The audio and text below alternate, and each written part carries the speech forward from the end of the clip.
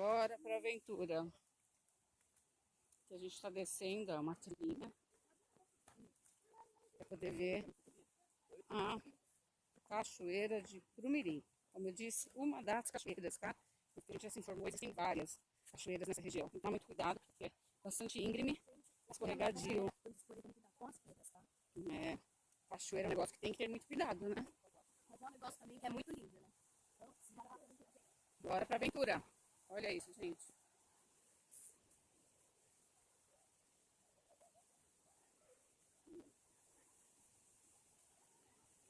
Cuidado, muito cuidado em cachoeira, é pouco. Tem que ter. Além de cuidado, a gente tem que preservar a natureza, né?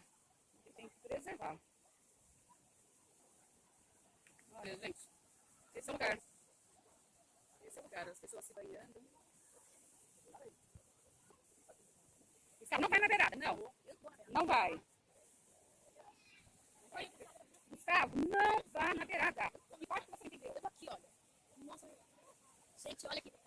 Bem de lá de cima. Daí depois essa passada e desce essa maior. Pessoal, lembrando, tá? Cachoeira é um negócio que é muito perigoso. Cachoeira. Percebeu que o volume de água começou a aumentar? Sai. É bom. Aí também outra dica que a gente deixa aqui pra vocês. Tá vendo aquela bordinha ali da cachoeira? Não chegue muito perto. Fica mais nessa área aqui, olha. De cá pra cá. Não fiquem ali. A água pode puxar e vocês caírem, tá bom? Então, gente, agora bora curtir. Um beijão, tchau.